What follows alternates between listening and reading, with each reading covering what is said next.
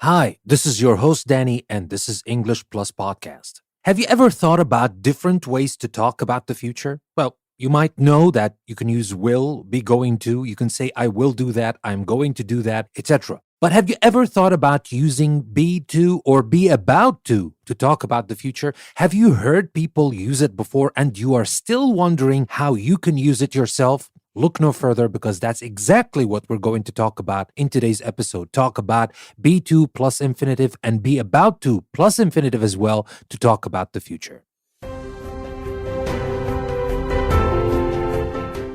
Welcome to a new episode from English Plus Podcast, where you get to learn English, business, culture, literature, and a lot more. Two things to remember: that you will always find extra practice on our website, EnglishPlusPodcast.com, and don't forget to support us on Patreon to help us keep our content free forever. And now, this is your host, Danny, and let's enjoy a new episode from English Plus Podcast.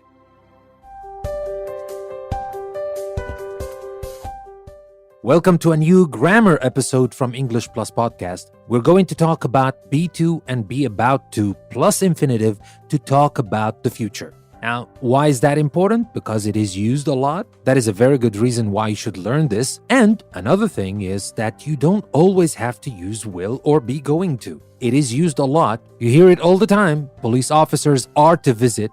This new railway is to be reopened, etc. Now, all of these things are using be to or be about to, and it refers to the future. But it is not as simple as this. But first, as I tell you all the time, you need to know why you are learning this stuff. If you're not convinced that this is important, don't listen to it, and you can stop here, listen to our other episodes. But if you know that this is going to help you write and speak better, so stick with me, and we will talk about everything you need to know about be to or be about to plus infinitive to talk about the future.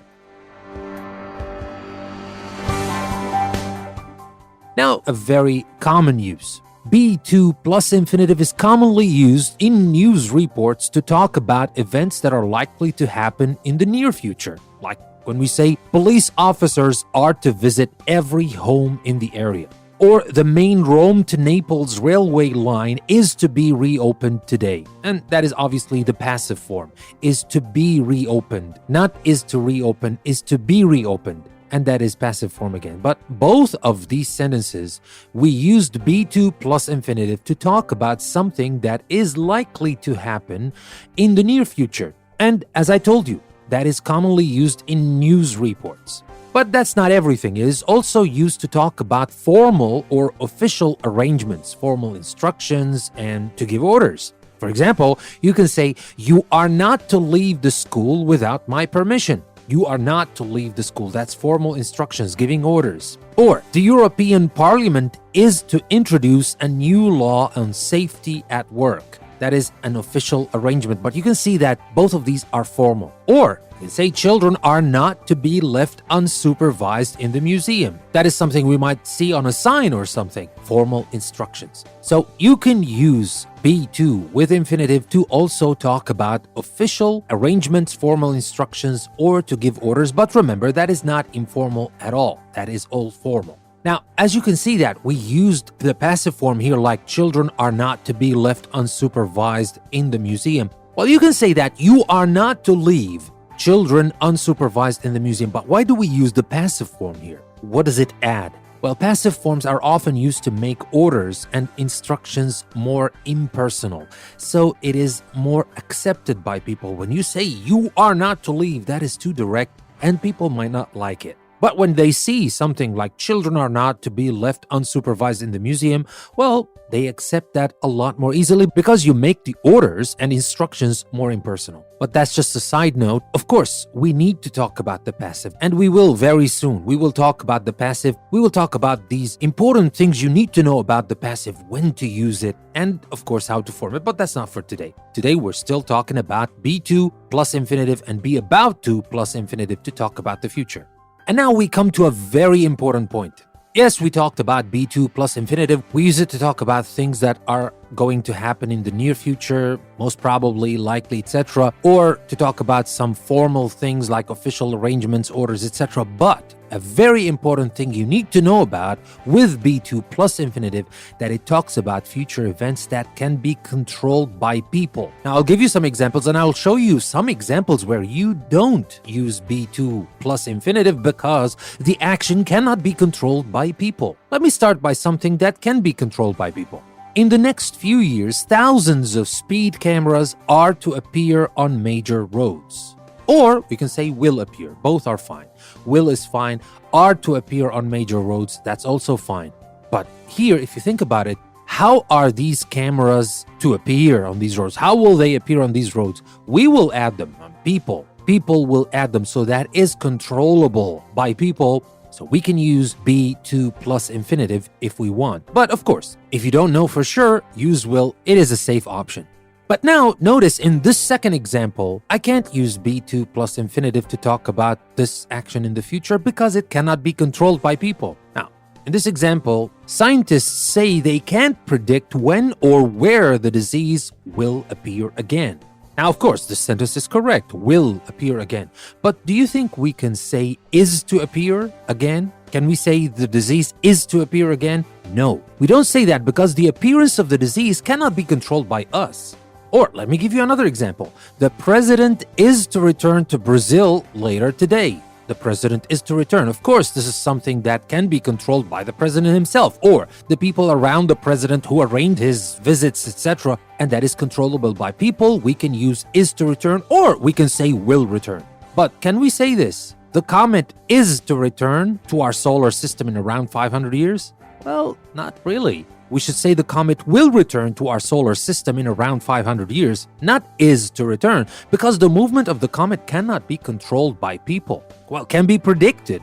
That's another thing, but cannot be controlled by people. We cannot really control comets. We just predict when they will come back, etc. However, that being said, when you use B2 plus infinitive to refer to the future from the past, well, I know that's kind of confusing, but it's very simple. You're talking about the future from a past point of view. Now, when I give you the examples, you will understand what I'm talking about. But here, when you talk about B2 plus infinitive to refer to the future from the past, we often use it to describe what happened to someone, whether they were able to influence events or not. So that rule I told you about, controllable by people, only apply when we talk about the future from the present. But when we talk about the future from the past, you can use to be infinitive to talk about both events that are controllable by humans or not. Now, I'll give you the first example. Matthew Flinders sailed past Tasmania in 1770, but it was to be a further 30 years before he landed there. Here, obviously, this was not controllable by him, but I used it was to be anyway. Well, of course, you can say, but it would be a further. It would is obviously okay, but you can use B2 if you want. And this is what we mean when we say use B2 plus infinitive to refer to the future from the past. But it was to be a further 30 years because the whole thing we're talking about is in the past, is in 1770. So obviously we were talking about a future from that point in the past. That's the meaning of future from the past. The other one, Claire Atkins, was to write 2 more books about her experiences in Africa before her death in 1997. Now, obviously, this action is controllable by humans, and we can use B2 plus infinitive if we want. So just to recap what we said about B2 plus infinitive to talk about the future. We use it to talk about things that are likely to happen in the near future, like when we said police officers are to visit every home in the area, or we use it in a formal way to talk about official arrangements, formal instructions, and to give orders. And the important thing we talked about is that we use it to talk about future events that can be controlled by people. But when things cannot be controlled by people, we use will. We don't use B2 infinitive, except when we want to use B2 infinitive to refer to the future from the past, like these 2 last examples I talked about. And now let's move on to talk about another point that has to do with B2 plus infinitive in if clauses.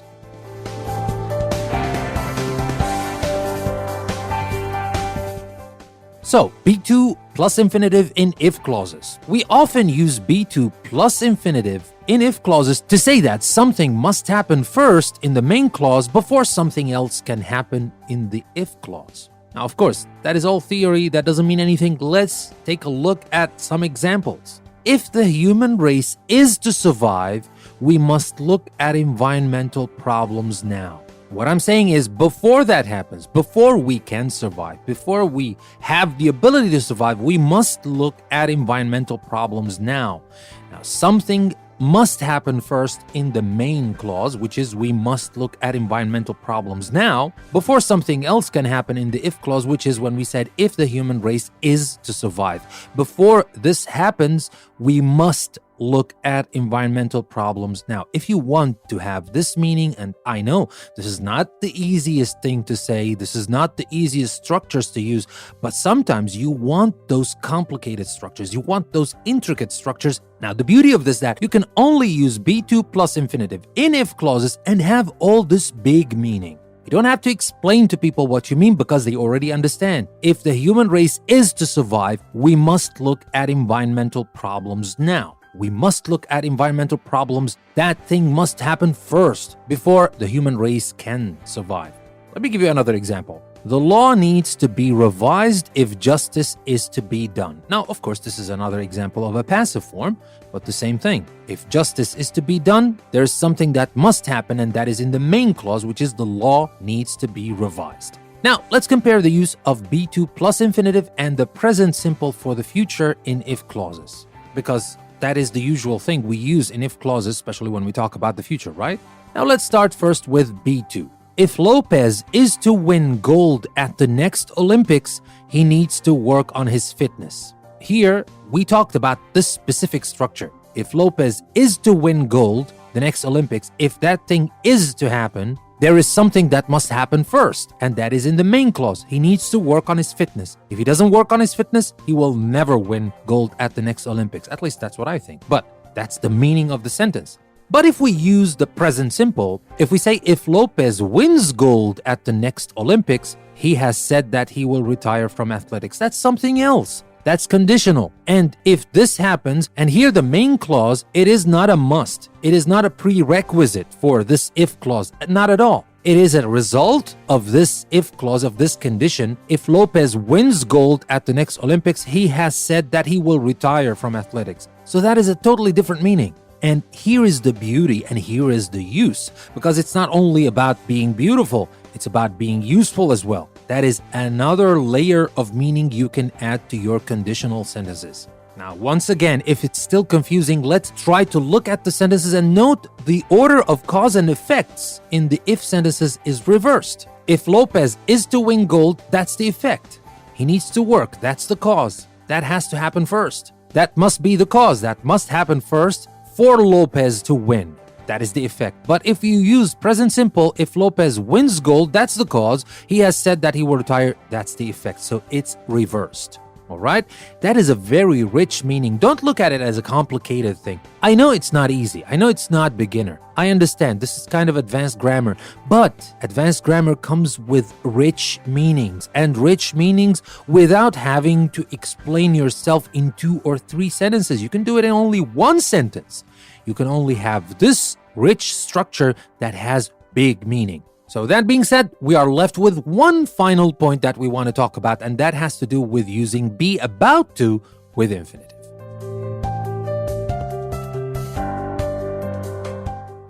So for our final point, be about to plus infinitive. We use be about to plus infinitive mainly in conversation to say that something will or will not happen in the near future. So we can use it to talk about something that will or will not. But remember, we're talking about the very near future here. And we mainly use it in conversation, so it's not as formal as be2. Be about to plus infinitive used mainly in conversation, don't forget that, to say that something will or will not happen in the near future. Let me give you a couple of examples. We are about to eat. Do you want to join us? We are about to eat. That is going to happen in the very future, very near future, maybe in a few seconds, maybe in a few minutes, who knows? But in the very near future, we're about to eat. Or, another example, appearing on TV might make her famous, but it's not about to make her rich. But it's not about to make her rich. That might happen in the future. That might happen in the far future, or in the future, but not in the very near future. Appearing on TV is not about to make her rich in the near future. That's another example to talk about something that will not happen in the near future. And now for a final example, let's say that the computer is not working and somebody comes in and says, "Why don't you switch it off and turn it back on again?" And the other person goes like, "Yes, I was about to try that when you came in. I was about to try that." Not "yes, I was to try," referring to the future from the past. You say here, "Yes, I was about to try that when you came in, but you came in and I didn't get the chance." So, be about to is a lot less complicated than be to. Be to is a lot more complicated than be about to. But be about to is very useful, and sometimes you're going to use it a lot more than be to. Because remember, be to in general is more formal. Be about to is more informal, can be used in conversations. Now, that being said, that'll be everything that I wanted to share with you for today, and I hope you learned something. And remember, as I say all the time, grammar is just a tool. The first thing you need to know when you want to learn something new in grammar, why would I want to learn that? That's the first thing, because if you don't know exactly why you're learning something, you shouldn't learn it. It's a waste of time. But when you know that you're learning that thing so that you're going to use it in a specific context or something, that's useful. And then think about these things as tools. I say that all the time because that is very important. Don't think about these as rules. These are not rules, these are tools. You have the meaning in your head. No grammar in the world is going to affect what you want to say. But what you want to say is definitely going to affect the grammar you're going to use. And the more tools you have, the more you can say, the better you can express yourself. Think about grammar this way, and you will not be intimidated by the rules, because these are not rules. Remember, these are tools. Now, that being said, let me remind you that you can find more practice on our website, EnglishPlusPodcast.com. So take the link you can find in the description of the episode. It will take you to the custom post we created for this episode, and you will find extra practice there in case you want to practice the things you learn. And this is a very good idea, of course. If you want to support your learning, if you want to make this information that you're learning here permanent, and you can use them later on. And of course, there's also the other link that will take you to Patreon if you want to support English Plus, and more importantly, keep it flowing. At least one episode every day, because sometimes we add more than one episode every day, but at least we have one episode every day. Support English Plus and support our mission in providing quality education for free. Now, that being said, this is your host, Danny. I would like to thank you very much for listening to another episode from English Plus Podcast, and I will see you next time.